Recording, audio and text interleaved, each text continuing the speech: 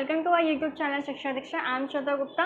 आज के हमारे वीडियो में हम मई के करंट अफेयर्स लेके चलेंगे। हमने प्रीवियस जून, जुलाई और अगस्त के कवर कर लिए हैं। तो आज मई के जितने इंपॉर्टेंट करंट अफेयर्स हैं उसको देखेंगे। वीडियो को स्टार्ट करने से पहले अगर आपने अभी तक हमारे चैनल को सब्सक्राइब नहीं किया तो उसको प्लीज़ सब्सक्राइब करिएगा। वीडियो को लाइक किया करिए, जो भी और वीडियोज़ उनको शेयर किया करिए सबके साथ, क्योंकि जितना अच्छा कंटेंट हम आपके लिए ला सकते हैं पूरी कोशिश कर रहे हैं कि आपके लिए अच्छे से अच्छे क्वेश्चंस और पॉइंट्स लेके आएँ ताकि वो आपको आपके एग्ज़ाम में हेल्पफुल हो। ठीक, तो शुरू करते हैं हमारी वीडियो। जैसा कि हमने बताया कि मई के करंट अफेयर्स लेके चलेंगे। तो पहला क्वेश्चन है,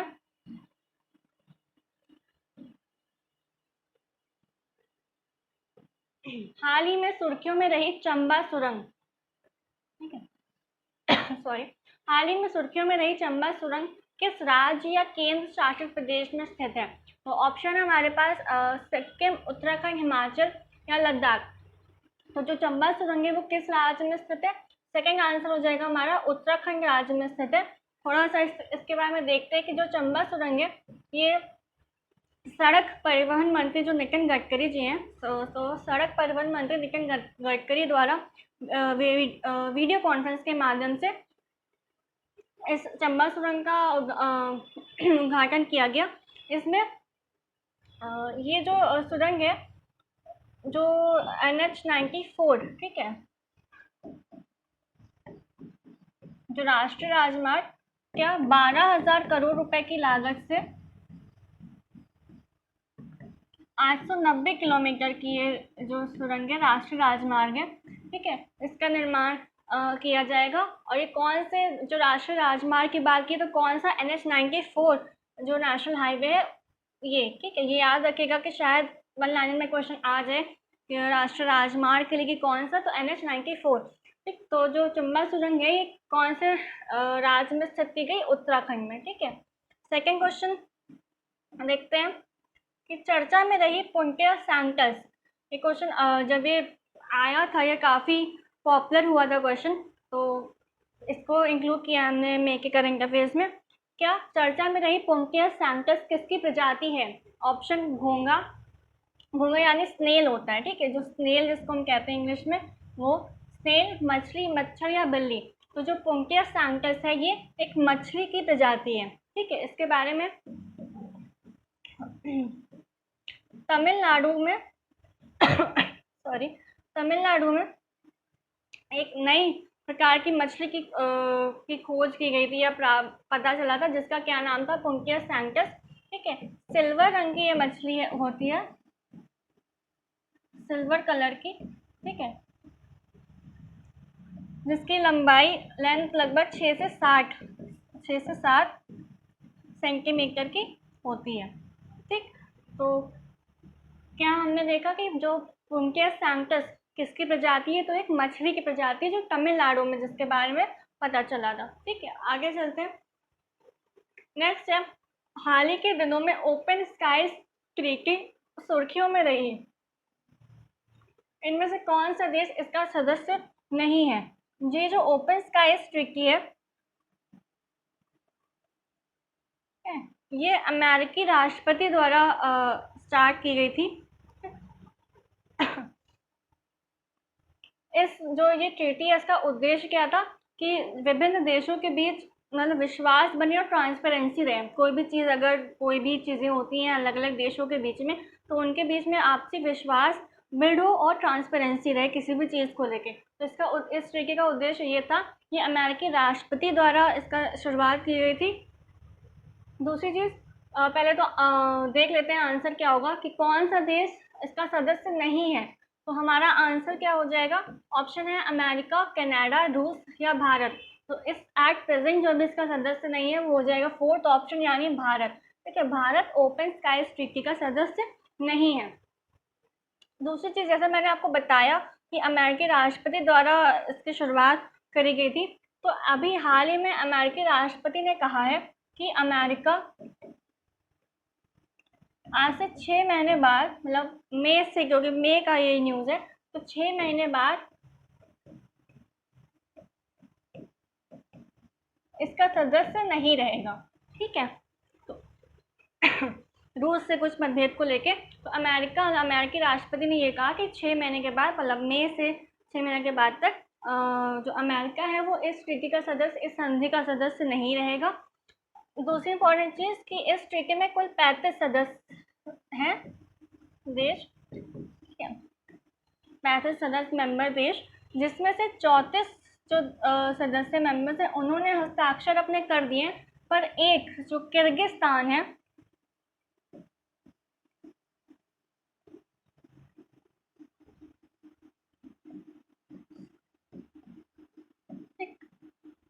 जो किर्गिस्तान है इसने अभी तक अपना हस्ताक्षर नहीं दिए हैं, अपना हामी इसमें नहीं भरी है। ठीक, तो हमने क्या क्या देख लिया। ओपन स्काईज ट्रीटी अभी कौन सदस्य नहीं है, तो भारत सदस्य नहीं है। ये अमेरिकी राष्ट्रपति द्वारा शुरू की गई थी। उद्देश्य विभिन्न देशों के बीच विश्वास और ट्रांसपेरेंसी बनाए रखना। दूसरी चीज़ ये कि अब अमेरिका भी अब सदस्य नहीं रहा, क्योंकि 6 महीने की बात करी गई, ठीक है, नवंबर तक में। दूसरी इंपॉर्टेंट चीज़, कितने मेंबर्स हैं इसमें, तो 35 सदस्य हैं, जिसमें से 34 ने अपना हस्ताक्षर कर दिए, कंफर्मेशन दे दिया, पर एक सदस्य जो किर्गिस्तान है इसने अभी तक अपना कंफर्मेशन नहीं दिया है। ठीक, ये याद रखिएगा कि कौन सा सदस्य इसने अभी कंफर्मेशन नहीं दिया है। आगे, भारतीय रेलवे ने सबसे शक्तिशाली 12,000 हॉर्स पावर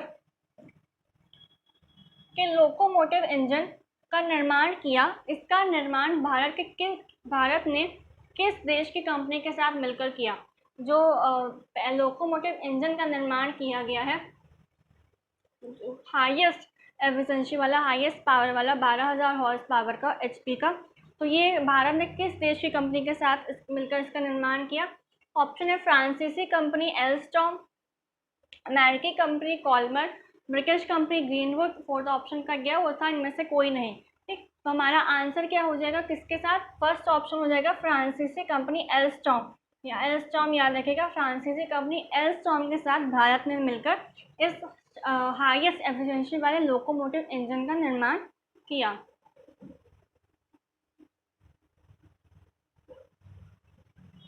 भारत की मेक इन इंडिया जो योजना थी, पहल थी, उसके तहत इसका निर्माण किया गया। मेक इन इंडिया पहल के तहत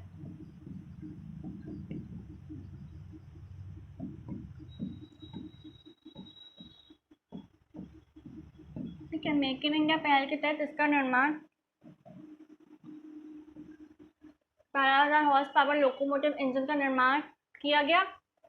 इसके साथ ही जो ये इंजन का निर्माण हुआ है लोकोमोटिव इंजन का, ये हाई हॉर्स पावर, अभी तक के हाई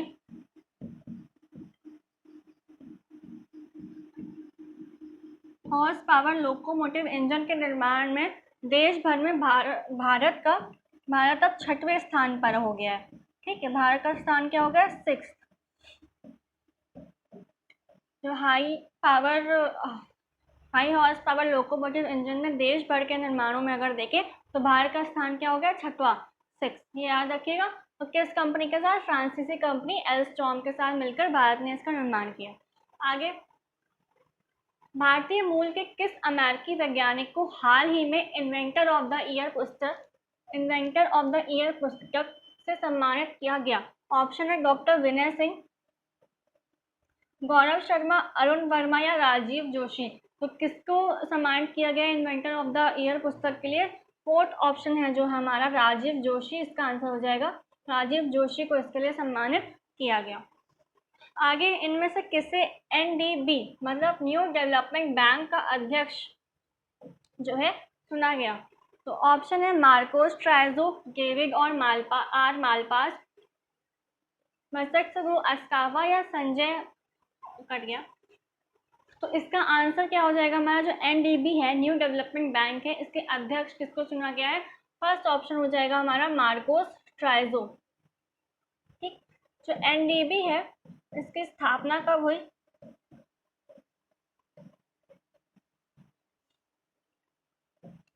एनडीबी की स्थापना हुई जुलाई 2014 में। 15 जुलाई 2014 को एनडीबी मतलब न्यू डेवलपमेंट बैंक की स्थापना हुई। एनडीबी की स्थापना ब्रिक्स जैसे आपने जो सुना होगा BRICS। ब्रिक्स के जो उभरती अर्थव्यवस्था वाले देश हैं, उन ब्रिक्स के माध्यम से इसकी स्थापना हुई थी। ठीक, ब्रिक्स देशों द्वारा ये स्थापित किया गया था। अब ब्रिक्स क्या है? ब्रिक्स जो है देश की जो उभरती अर्थव्यवस्था वाले देश हैं वो ब्रिक्स में शामिल किए गए हैं।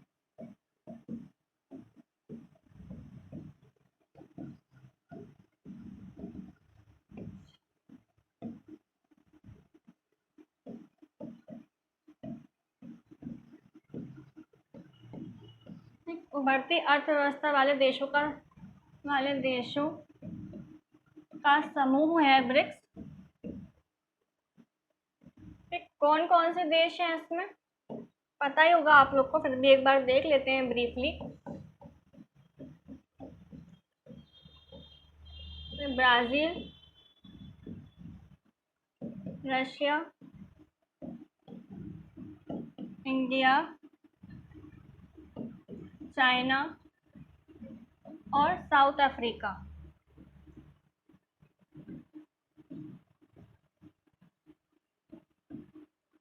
ठीक है, तो ब्रिक्स क्या है? उभरती अर्थव्यवस्था वाले देशों का समूह है। 5 देश इसमें हैं, आपको पता ही है। एनडीबी की हम बात कर रहे थे। एनडीबी की स्थापना कब हुई? 15 जुलाई 2014 को ब्रिक्स देशों द्वारा इसकी स्थापना करी गई थी। ठीक, तो कौन अध्यक्ष चुने गए हैं? मार्कोस ट्राइजो। आगे बढ़ते हैं। 21 मई 2020 को पहली बार अंतर्राष्ट्रीय चाय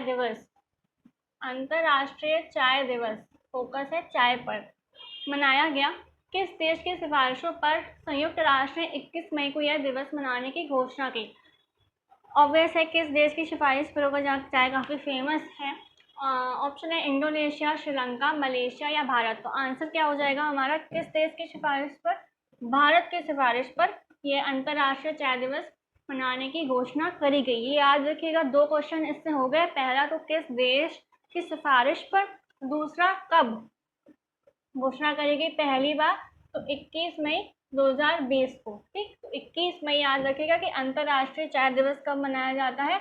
21 मई को। ठीक, पहली बार 2020 में मनाया गया, शुरुआत हुई 2020 से। आगे, विशाखापट्टनम के पास स्थित एलजी पॉलीमर्स प्लांट से किस गैस के रिसाव के चलते कई लोगों की मृत्यु हो गई? ऑप्शन है methyl isocyanide gas, ethyl isocyanide gas, styrene gas या इनमें से कोई नहीं। तो इसका आंसर क्या हो जाएगा? जो एलजी पॉलीमर्स प्लांट जो रिसाव हुआ था गैस का, तो कौन सी गैस थी जिसका रिसाव हुआ था? स्टाइरिन गैस थी वो, जिसका रिसाव हुआ था, जिससे काफ़ी लोगों की मृत्यु हो गई थी, काफ़ी डैमेज हुआ था। तो जो स्टाइरिन गैस है, आंसर हो जाएगा। स्टाइरिन गैस क्या है? एक पॉलीमर गैस है जिसका इस्तेमाल पॉलीमर्स या प्लास्टिक वगैरह बनाने में यूज़ किया जाता है। ये इतनी खतरनाक होती है कि इससे कैंसर होने का खतरा काफ़ी बढ़ जाता है। ठीक है, बहुत हार्मफुल गैस होती है ये। तो आंसर क्या हो जाएगा हमारा? Styrene gas. नेक्स्ट देखते हैं। ईरान ने अपनी वर्तमान मुद्रा रियाल, इंपॉर्टेंट क्वेश्चन, रियाल को बदलने का फैसला किया। नई करेंसी का नाम है। तो जो ईरान है इसने अपनी जो करेंसी थी इनकी रियाल, इसको बदला है। तो किस नई करेंसी क्या है? ऑप्शन है रूबल, तोमान, दिनार या रियाल। आंसर क्या हो जाएगा हमारा? किसमें बदला है? तोमान, सेकेंड ऑप्शन, तोमान में इसको अपनी नई करेंसी डिक्लेयर की है रियाल ने। तो अगर देखें तो एक तोमान बराबर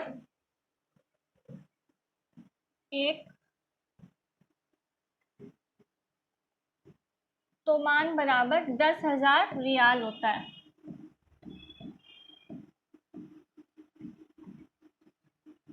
ठीक है, किसमें? रियाल से तोमान में कन्वर्ट कर दी, और एक तोमान बराबर 10,000 रियाल होता है। आगे चलते हैं। विश्व आर्थिक मंच, वर्ल्ड इकोनॉमिक फोरम के द्वारा जारी एनर्जी ट्रांजिशन इंडेक्स ETI 2020 यानी ऊर्जा संक्रमण सूचकांक 2020 में भारत का स्थान है। एनर्जी ट्रांजिशन इंडेक्स की बात करिए तो ऑप्शन है हमारे पास 52, 72, 74 या इनमें से कोई नहीं। ये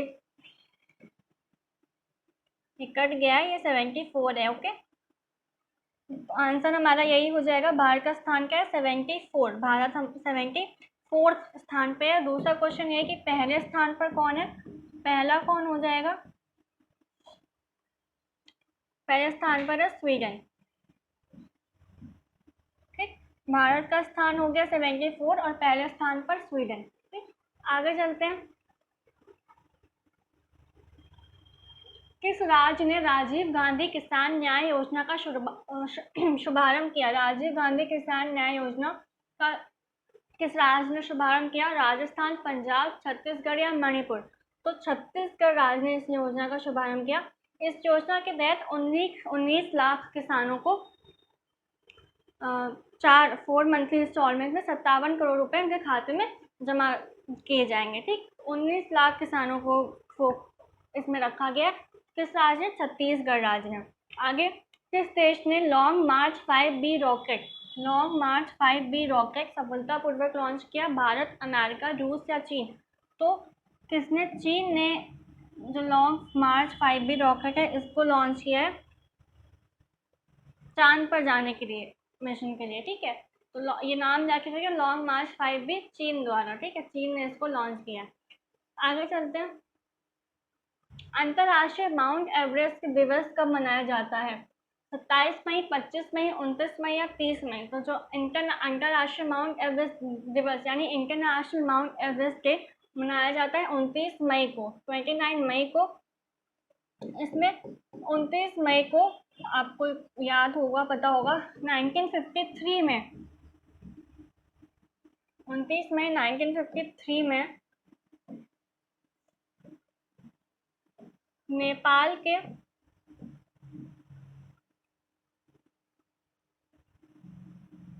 नेपाल के शेरपा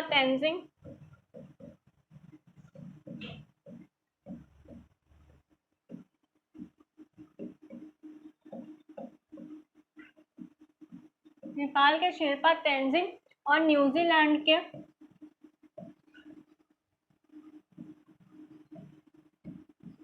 एडमंड हिलेरी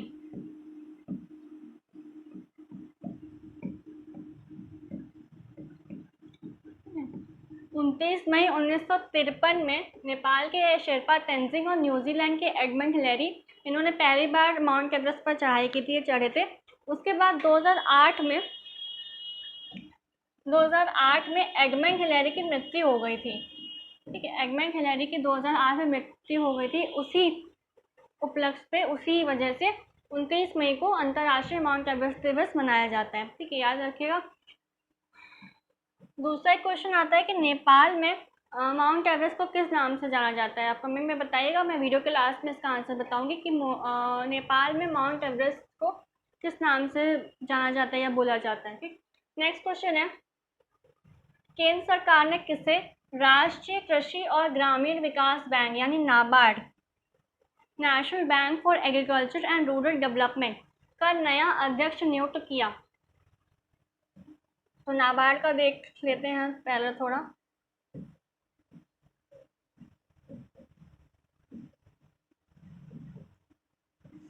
नाबार्ड का फुल फॉर्म क्या होता है? National bank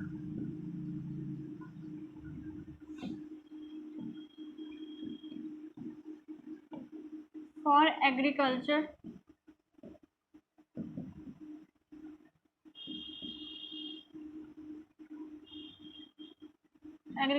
and rural development.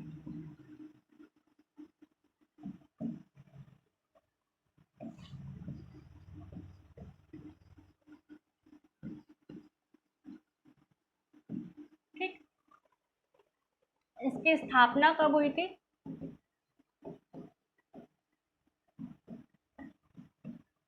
तो नाबार्ड की स्थापना हुई थी जुलाई 1982 में।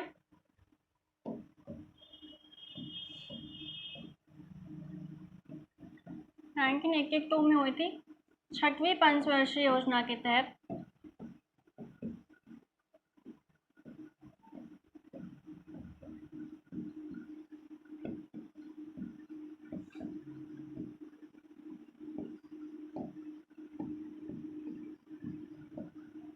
योजना के तहत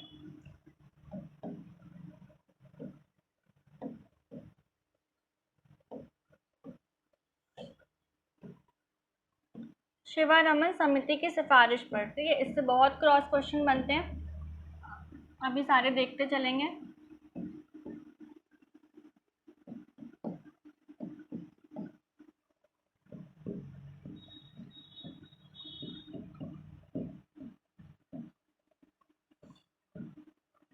ठीक, तो क्या देखा हमने, NABARD national bank for agriculture and rural development, स्थापना इसकी कब हुई थी, जुलाई 1982 में। ये क्वेश्चन आ जाता है डायरेक्ट कि कब हुई थी या किस योजना के तहत और किस समिति की सिफारिश पर। तो 6वीं पंचवर्षीय योजना के तहत हुई थी, शिवारमन समिति की सिफारिश पर नाबार्ड की स्थापना हुई थी 19 जुलाई 1982 में। ठीक, हेडक्वार्टर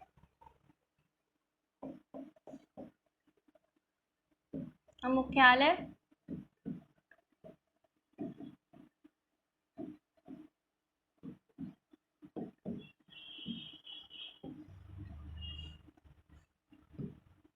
मुंबई महाराष्ट्र।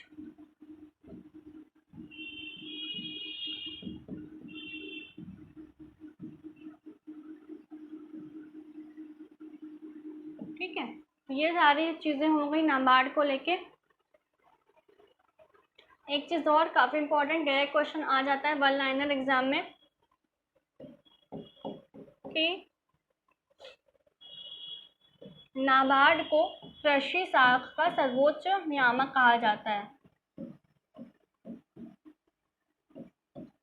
कृषि शाखा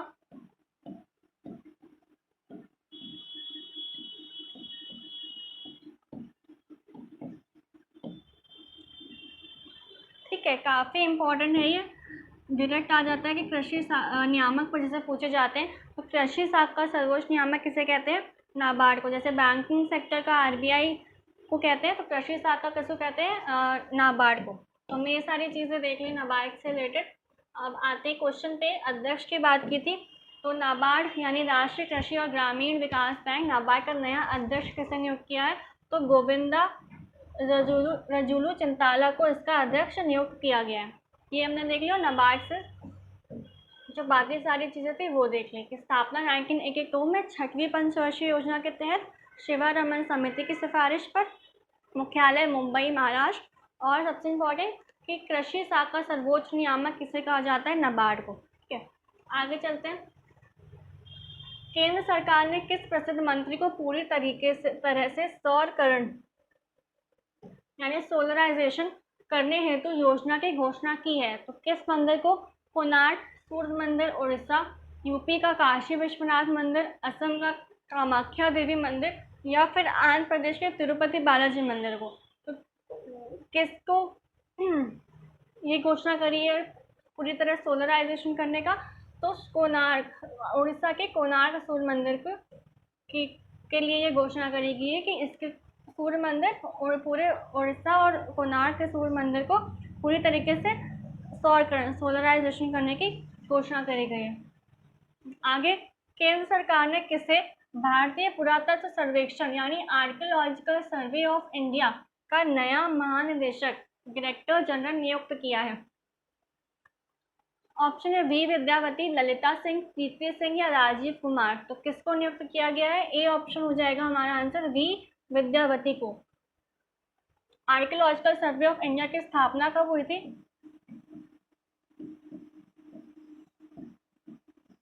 1861 में। ठीक, किनके द्वारा फाउंडर कौन थे, अलेक्जेंडर कनिंघम।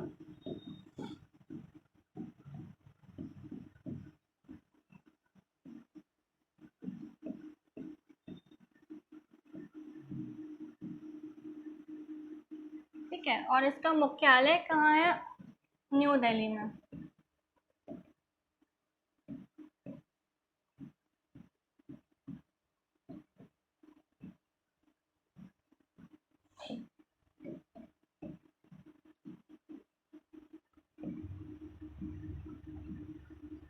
ठीक है, आर्कियोलॉजिकल सर्वे ऑफ इंडिया का नया महानिदेशक वी विद्यापति को नियुक्त किया गया। स्थापना इसकी 1861 में हुई थी। फाउंडर कौन थे, किनके द्वारा हुई थी, तो अलेक्जेंडर कनिंघम, और मुख्यालय न्यू दिल्ली। ठीक, आगे चलते हैं। इनमें से किस भारतीय को फीचर फोटोग्राफी के क्षेत्र में 2020 कब पुलित्जर पुरस्कार से सम्मानित किया गया? ऑप्शन है डार यासीन, मुख्तार खान, चन्नी आनंद या उपरोक्त सभी को। तो आंसर हमारा क्या हो जाएगा? उपरोक्त सभी को। इन तीनों को फीचर फोटोग्राफी के लिए के क्षेत्र में पुलित्जर पुरस्कार से सम्मानित किया गया। ठीक है, पुलित्जर पुरस्कार अमेरिका का पुरस्कार है। ये पत्रकारिता और साहित्य के क्षेत्र में दिया जाता है। ठीक है, जो पुलित्जर पुरस्कार है ये पत्रकारिता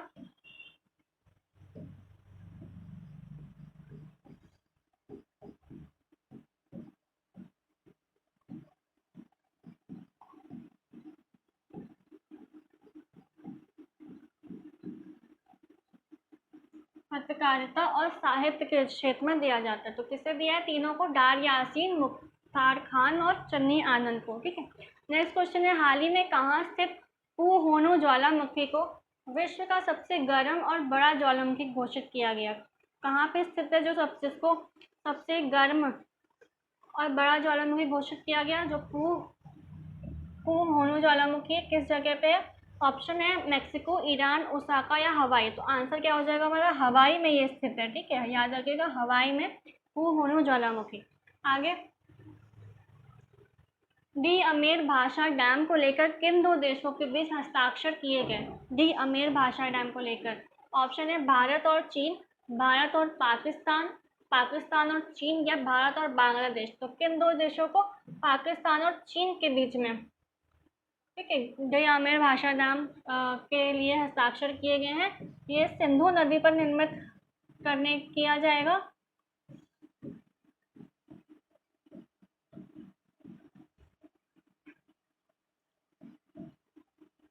सिंधु नदी पर लंबाई इसकी क्या होगी? 2072 मीटर्स। ठीक है, लेंथ होगी 272 मीटर्स। तो याद रखिएगा, पाकिस्तान और चीन के बीच। नेक्स्ट क्वेश्चन है, 2020 मई में किस चक्रवात का प्रभाव उड़ीसा और पश्चिम बंगाल तट पर देखने को मिला? काफ़ी इसका रिजल्ट काफ़ी डिवास्टेटिंग था। कौन सा था? अम्फान, निसर्ग, तितली या इनमें से कोई नहीं? तो कौन सा तूफान था? अम्फान तूफान था। आपको पता है, वो काफ़ी इसके बारे में न्यूज़ वॉलेट हुई थी। अम्फान नाम था। इसकी विंड स्पीड क्या थी जो ये चक्रवात था इसकी?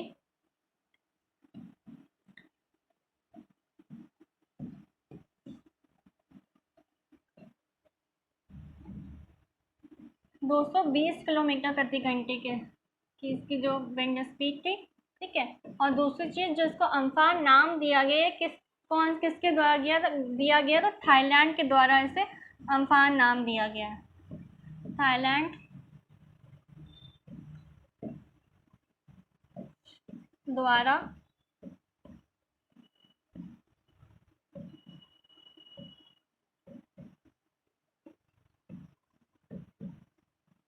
ठीक है, थाईलैंड द्वारा अम्फान नाम। ये थी हमारी आज की वीडियोस। हमने कुछ क्वेश्चंस इसमें कवर किए मेगा करंट अफेयर्स के। तो आई होप आपके लिए ये यूज़फुल होंगे, एग्ज़ाम में आपके लिए बेनिफिशियल हैं। तो कमेंट में बताइएगा आपको वीडियो कैसी लगी। साथ ही साथ वीडियो को लाइक करिएगा, ज़्यादा से ज़्यादा शेयर ज़रूर करिएगा और हमारे चैनल को सब्सक्राइब करिएगा। मिलते हैं अगले वीडियो में, अगले सेशन में। तब तक के लिए पढ़ते रहिए, सीखते रहिए शिक्षा दीक्षा के साथ।